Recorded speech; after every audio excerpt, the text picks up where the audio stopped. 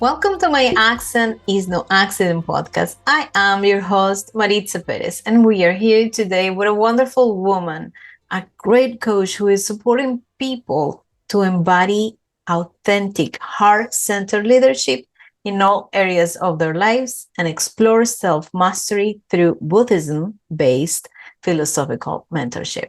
Her name is Daniela Hartmann.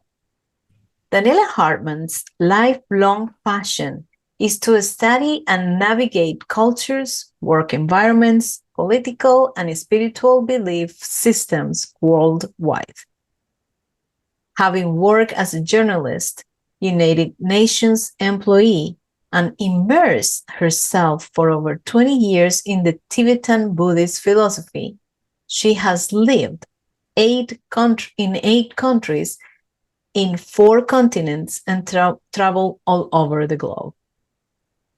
She now has woven the stance of her learnings and experiences into the Grit Blueprint to assist his performing leaders and game changers in their field of expertise to actualize their individual recipes of inner truth and guidance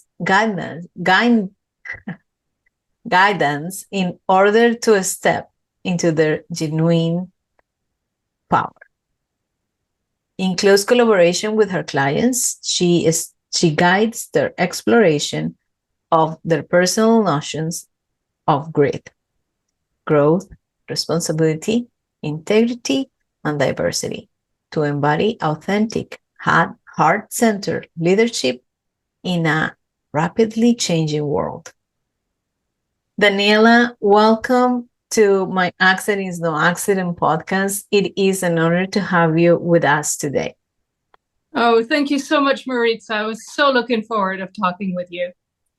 Yes, this one is an interview that I really was looking forward to because I am very eager to show the world how life can change, not for only the good of one person, but for the good of many through the changes that we make on our own lives. So, but for the theme of the podcast, I like to ask one question to all my guests. Danielia, what is your accent and why is that an accident? Well, I think it is authenticity and international living. And it's not an accident because I was very, very lucky through all of my childhood and also now through my adulthood to live in many, many different countries and meeting different people and being able to go down to the basic humanness of whoever I met. And I believe, and that's what I experienced, the more we can get in touch with our own humanity, our own authenticity, the freer and the happier we are, and the better we can relate to others. That is true. That is true. And right now, where are you located? Just curiosity. At the moment, I'm in Munich. I'm in Munich, Germany. I returned from Nepal about last year, beginning of 23. And now we're beginning of 24. So yeah, Munich. Awesome. Great. So, Daniela, it is very intriguing to me how you were working at the UN. What were you doing at the UN? I was working for something called a joint program of the UN called UNAIDS.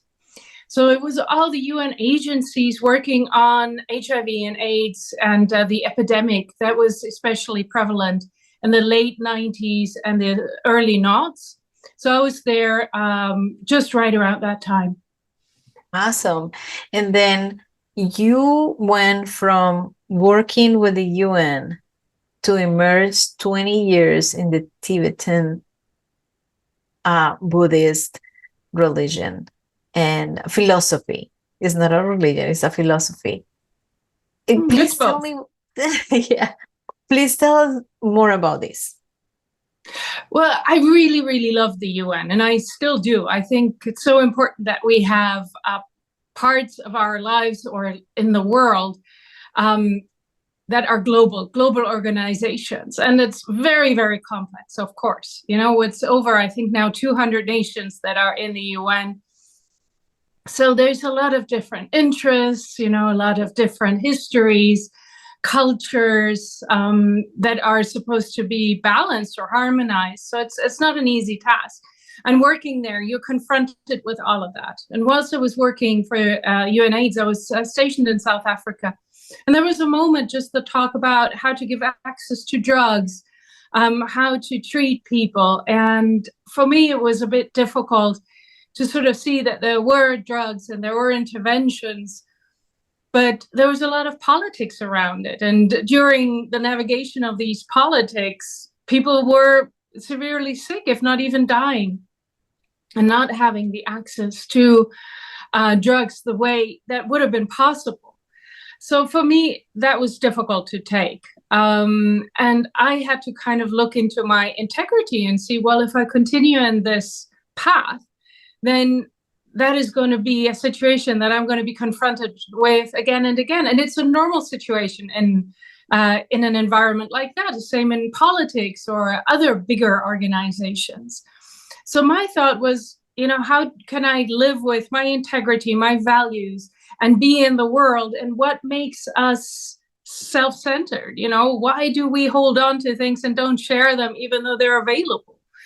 So Tibetan Buddhism to me was something that had a lot of answers. And I liked the spiritual path that has a very clear, let's say, outline or mapping. And there were living masters, people who have gone that way and could guide me. So I thought I'd look into that. I thought I would just stay for 3 months. But yeah, it turned out differently. Excellent. So you stay in the monastery for about 7 to 8 years, and then you started emerging more into what they actually do around the world, correct? Well, for me, being in a monastery was important to see how do people actually live that religion or that spirituality. And I wanted to learn the language because the real ancient texts are in the Tibetan language. So I wanted to read them directly. And my teacher was there. So that was why I stayed there for so long, to really get a good grasp, a good foundation. And then I supported another teacher, Nepali actually, but also from the Tibetan Buddhist tradition, who took up his thrones in his region of Nepal called Dolpo, but then also started to travel worldwide, and he needed a translator. He needed somebody who could navigate the Western world. So I supported him for about another 10 years until, about 2 years ago. That is beautiful. That is beautiful. So what you were doing were helping translate their documents and transporting the Buddhism to the Western world. And how was this? Well, it was interesting because I was a woman and I always stayed lay. I never became a nun or a monk. Oh, I couldn't have been a monk anyway. But so it was interesting to have a monk. And my teacher is a monk. I'm lay. I'm a woman. He's a man. And to sort of show, there's a philosophy here that you can use in everyday life. It doesn't have to be complicated. Meditation doesn't need to be complicated. Figuring out who are we, how does suffering arise? How can we work with compassion and empathy on a daily basis? What does loving kindness actually mean? So that was a very interesting thing to go from more of a study and philosophical place that was in the monastery, where I also meditated, of course, but it was kind of a very contained environment, to then go out and travel all over the world. We were in Singapore and Malaysia and in Switzerland and all these different places, and see how do people actually live in everyday life and how can they use these tools. And I could see they were extremely effective for people to really tap into their inner guidance system, into their core, and believe in their own goodness. So there's a big point in Buddhism that we say we are from beginningless time. We're actually pure. There's no original sin in that way. And to me, that was really liberating. So yeah, that was the fun part of really working out with other people and their daily lives. That is beautiful. That is beautiful, the way you describe it. Then you had also the the grateful opportunity to work with Lama, right? How is it to work directly with the Lama? Well, the interesting thing was that, I mean, they're humans too, obviously, and there are certain ways. Let's say they live in a certain way, especially monks and nuns. They're in a very contained environment. So there's something called a bell, and the bell rings 4 or 5 times a day, if not even more. The bell rings to get up, then for breakfast, and then for going to study or meditation. So it's a very present life. You just do what you do right now. And then this whole education around love and compassion and interdependence, that we all rely on each other, that we're all actually in community. That really has some sort of, let's say, softness to it, but in a good way. It's and it's a way of community where you can rely on each other. So for him to come to the West, that was quite interesting, because he didn't understand the rush.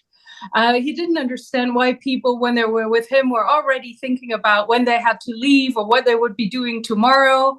The whole thing about, kind of having a plan for the next 3 months. I think it took me about 2 or 3 years to kind of get him into that mode that we needed to plan. That was something he didn't know. But the nice thing was, I would even call it a sort of brainwashing. Whenever I would get angry, he would say, like, why exactly? What part of you is getting angry? Look at the other person's perspective. What's going on with them? And, just constantly opening myself up to other people and their problems.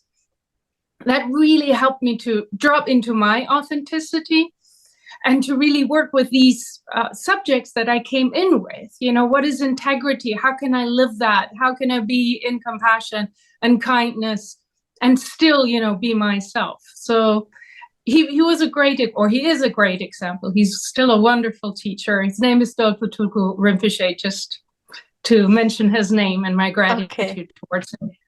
Oh, wow. This is amazing. I mean, it is an experience that not everybody can have. And it's an experience out of this world, really.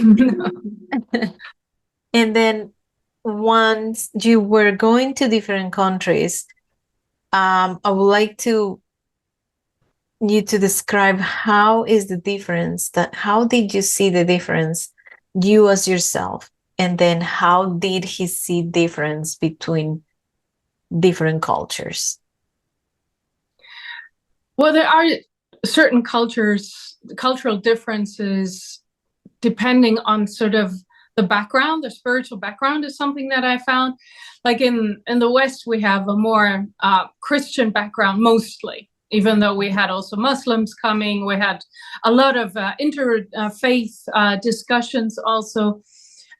Jewish people were coming, and there were talks with rabbis. But I think in Europe especially, for us, love and compassion has a lot to do with supporting charitable organizations. And there's a lot of,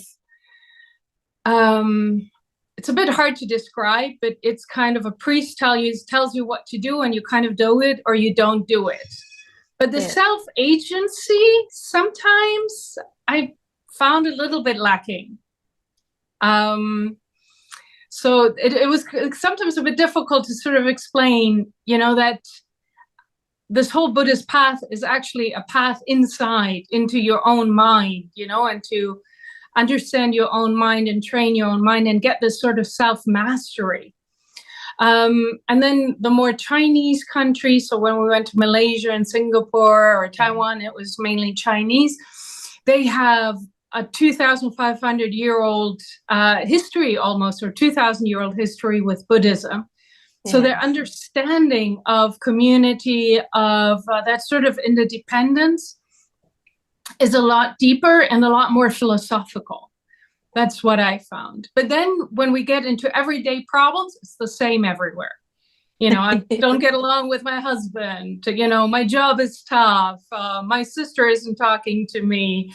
Whatever. Yes. These everyday problems are the same. Yes, and I love that because in essence we are the same. That's what you're saying. What were his points of view when he went to the different cultures? Was he surprised about any ways things worked differently? Yeah, definitely. I mean, the planning was very difficult for him. And another thing is trust. He comes from a background where you do a lot by word. When you promise something, you promise it, that's it. The whole thing about contracts, or especially we have a lot of charitable projects also, and for tax reasons, we need to have accounts and all of these sort of things. So that was difficult for him. He thought we weren't trusting him, or, that was just something that's not in his culture. So yeah, planning, this sort of accountability, that was difficult.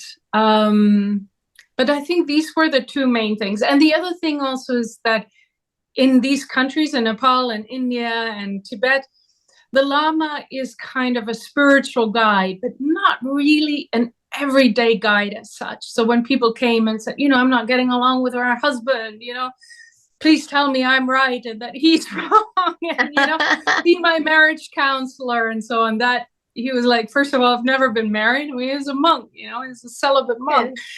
And he was like, well, sort of your problems yourself. How am I supposed to do that?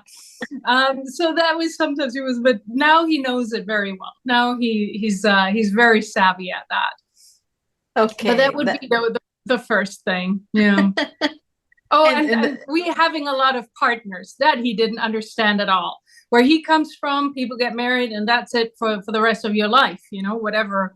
Yes. But in Europe, no, you didn't get that.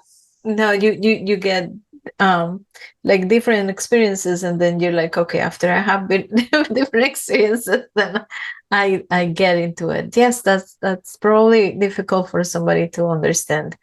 But it's beautiful to see this, and then also to find that in the human experience, in the core, we all have the same issues, the same problems wherever we go around the world. In you, when you mention it kind of like make me smile, because that's who we are as human beings. No matter our religions, no matter anything, we all have the issue, like you say, the issue with the sister or with the husband, or the bad day with the boss, or the good day at work, or in the bad day at work, traffic, everything is the same. Just in different cities and different countries and different languages, but we are in the core, we all have the same issues. And that is wonderful. Hi, I'm very happy to know you are here watching our podcast today. It is an honor to be featuring so many entrepreneurs on the journeys of their inside voice, their accent that is not an accident. And we want to reach out more people like you who are creating a better world of diversity, inclusiveness, equity, and belonging. So please take a moment to hit the subscribe button below, like, and share to others. And even if you want to leave a comment, that'll be nice. Thank you for your support. And now back to the episode. Now, after all these years of being with him, what was your next step? What came after that? Well, what came after was my parents got sick and then eventually passed. That was all. I mean, first of all came COVID, so we had to stop traveling. My parents were getting sicker and sicker. So 21, I spent with them and supported them in their passing. So there I had to say the Buddhist background also really helped me to really let go of any ego stuff or any, problems I ever had with them, and just be there for them. And then 22, I kind of started thinking, my teacher's English now is very good. We have a very good system all over the world for him. I didn't want to travel that much anymore. So I was kind of starting to think, what can I actually do with this 20-year background? Yes. And I went back, to this moment where I was at the UN and I saw, hey, my integrity here is challenged. There's a way that I want to show up in the world, but there seems to be so many things in our society or in our systems that, we're in, that it feels like I'm not allowed to. And if I want to, how could I? So I thought, hey, I've actually really worked on this, and I can see that if we know our inner core well, if we are settled in ourselves, if we have that sort of weight, I don't know how to describe that, but do you know what I mean? When you kind of, you just know who you are, then you can show up in all sorts of situations and be true to yourself and find a way of living that is attuned to you and others at the same time. Okay. So I went into the idea of doing a sort of coaching. Now I'm going more into Buddhist philosophical mentorship, because I think that is what I'm better at, more than a life coach as such. But to really find out, what is life to me? What is important to me? And how can I bring that into the world? How can I shine the brightest way that I am? And especially as leaders, because the ones that are leading a team, an organization, a community, the more in integrity they are, the more authentic they are, the more coherent they are in their messages and their actions, and people believe in them, then there's somebody we can look up to. I mean, this is one of the problems we have right now in politics, right? We kind of see these people who are like, no, don't really believe what you say. You're kind of trying to get me here. Yes, I know. It is a scary time right now for all of us. And around the world, we're having all these problems with not having a good leader, or being a little worried about the leader that we are going to elect for our next term, not only here in America, everywhere. So everywhere. Yeah, and but it's again coming back to humanity. As you said, when we understand we all want the same thing, then we can look at the other and kind of see ourselves. So in many of the conflicts that we see around the world, people actually want the same thing. They want to belong. They want to have a home. They want to be a part of their community. They want to have a way of living or sustaining themselves and their families. They want to live in peace. All of these things, these are very fundamental human rights. And if we are able to see that for ourselves, we can recognize it in others. And then we don't become... and in German, we say like balls, like balls that you play with, and you can be thrown back and forth by rhetoric, and people saying, oh, well, these people who come to our countries, all they really want is take our money, but all they want to do is live, and we want to live, and we want to be fine, and we want to have education for our kids. So why not anybody else? So if we know what we want, then we can also kind of understand when somebody's tricking us or, using us for their political agenda. Yes, and that is beautiful, because even now when we put all these that you said, and then we also lay out all the religions, the basic of every religion is love. Yeah. And love one another, and live in harmony, and live in community. And no matter what the religion is, they all say these things. But also we forget that even though we're different religions, that applies to everybody, that we are to love and be in harmony with absolutely everything, every living thing in the planet. So we, on our previous conversation, when we met the first time, we were comparing the Christianity with the Buddhism, And there are many things that are very like are the same, but we kind of like put them in words in a different way, but they're exactly the same. Like love one another, like you love yourself, love your parents, honor the elder, things like that. Is just the same things. And I don't remember, we said a couple of things, but I don't remember all of them. All of these are just nature, human nature. Now, moving forward, when did you get to say, okay, what I want to do is help people and help leaders go through these philosophical mentorships and help them with their careers? Well, it started with COVID. Before when I sniggered off to India, everybody was thinking I was just doing a sabbatical, or having a long holiday or something. And then, everybody's like, well, what are you doing? It's not good for anything. But the moment COVID came and people had to rethink their lives, and what they had thought was so solid and so real suddenly just crumbled for many of them, or at least they had to think about it. They came up to me and said, Daniela, how do you do that? Because they could see that I was pretty much in tune with myself, and that I had found some part, not full self-mastery, but, that I was quite authentic in myself. So I started working with quite a few of my friends, and then they would recommend me on, and they would recommend me on. And I thought, well, actually, that could be a career path. And I want to especially help these people in political settings or companies, as we just said. And a friend of mine, or a mentor of mine, to be more precise, Katrina Friel, and I, we sat down and we thought, okay, what do I really want to bring into this world? And I said, well, it's that self-mastery, and it is that authenticity.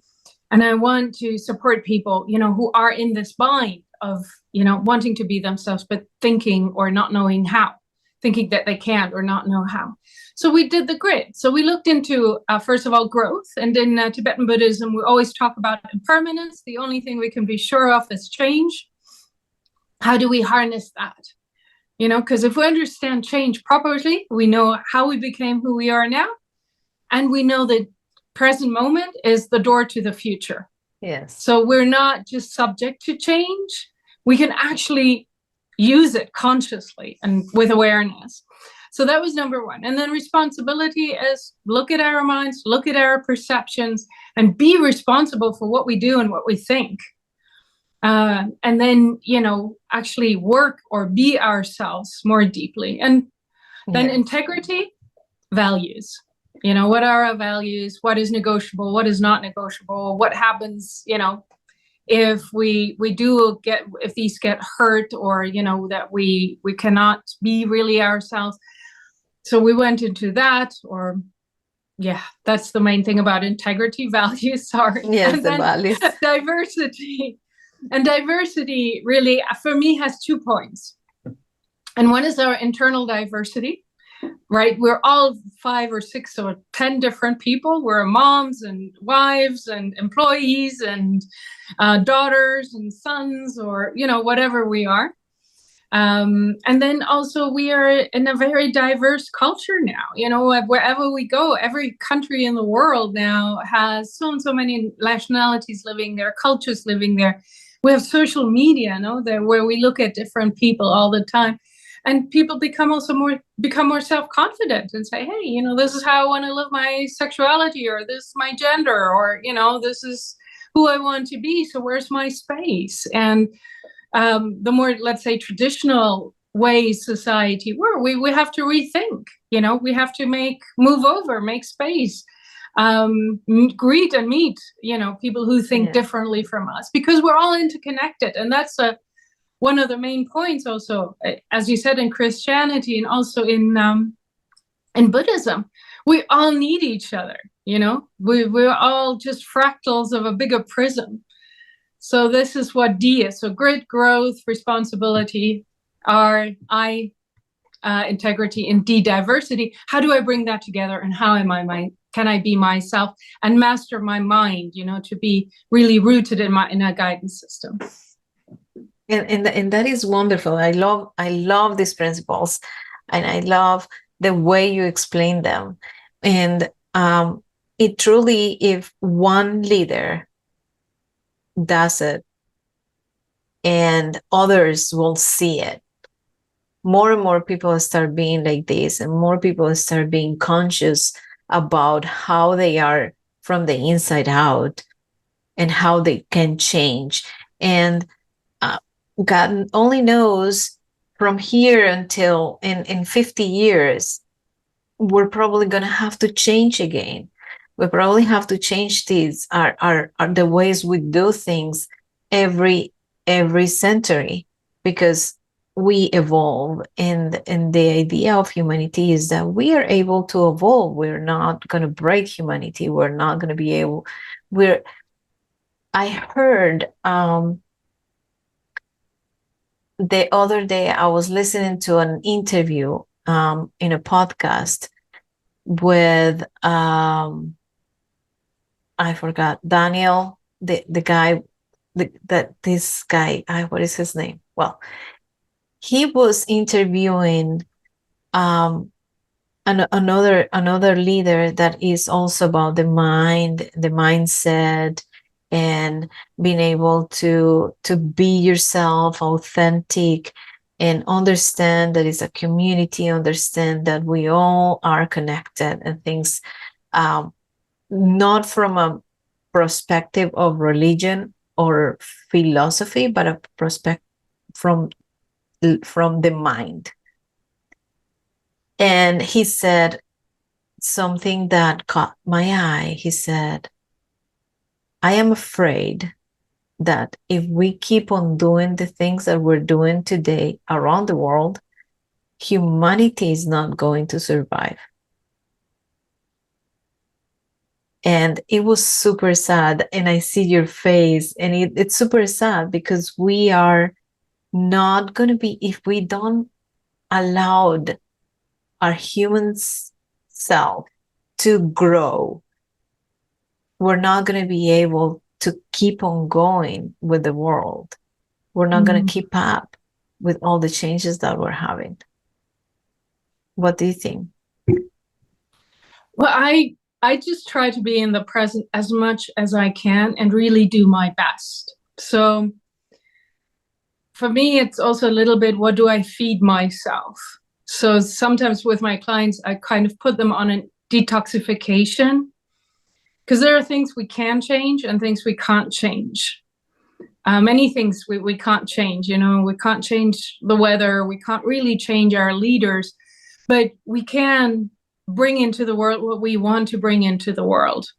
And at least within our biosphere, our families or friendships or workplaces, we can stand up for our values. And, also be honest about it, and not, not shy away from conflict. So that is something also that I work with my clients. How do I stand up for myself? If humanity survives or not, I really can't tell you. And I wonder if that is sad or not, because it's all I can do is my best. Yes. Yeah. And and you said something very, very, very important. And it's like, what we're doing today at this moment and matters, because it's going to create an impact. And the important thing is that what we do in every moment of our lives is what kind of dictates what your next step is. And then if we choose a bad step, the next step is going to be worse. And then if you choose even something worse, the next step is, so what you do at every moment, if you consciously do things, if you think, and if you actually meditate, if you actually pray for the people that want to call it praying, if you actually meditate on moments and decisions, you will be able to make conscious decisions that take you towards the growth that you want. Yeah, and as you said before, then you also become a bit of a role model for others. They can see, hey, she does it. She's standing up for herself. She's open, to the present and to others. And I think that's really important also, to always keep an open heart. There's somebody called Roshi Joan Halifax, and she talks about strong back and open front. So, that we know we're grounded in our values, we're grounded in who we are, but at the same time, we stay open to the world, also to the suffering of the world, but also to the beauty of the world. At the same time, there's always an incredible beauty going on around us. So we can also look at that and not get too bogged down by craziness that will probably always be there, because humans can also be really crazy. Yes, humanity and the world can be very crazy. That is true. So, Daniela, we're getting to the end, and I would like you to share with the audience how they can find you, where they can find you, and how you can help them.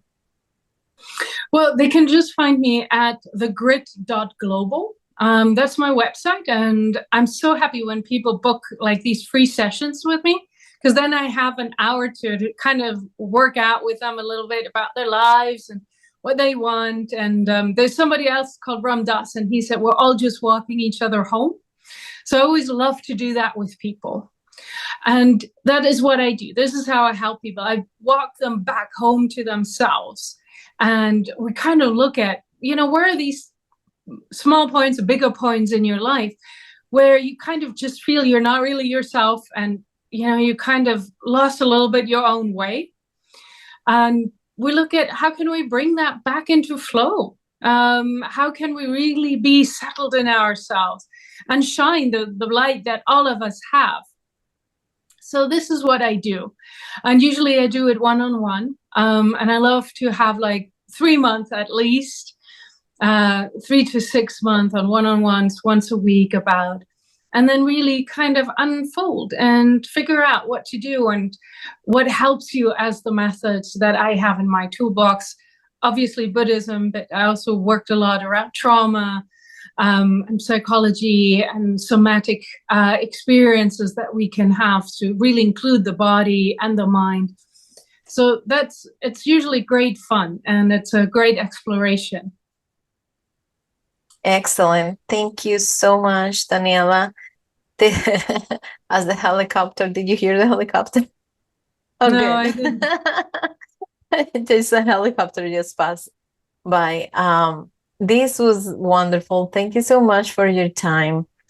I would like to have more time with you. Our time is limited, but to all of you, remember, you are loved. You came to this world because you were loved, to be loved and love one another. Thank you, and see you next time. Bye. Bye. Hi, it's Maritza here. If you like this episode of My Accent is No Accident podcast and would like to listen more like this, subscribe wherever you're listening to it or watching it. Leave us a nice review and share with your friends, family, and network. Thanks for listening.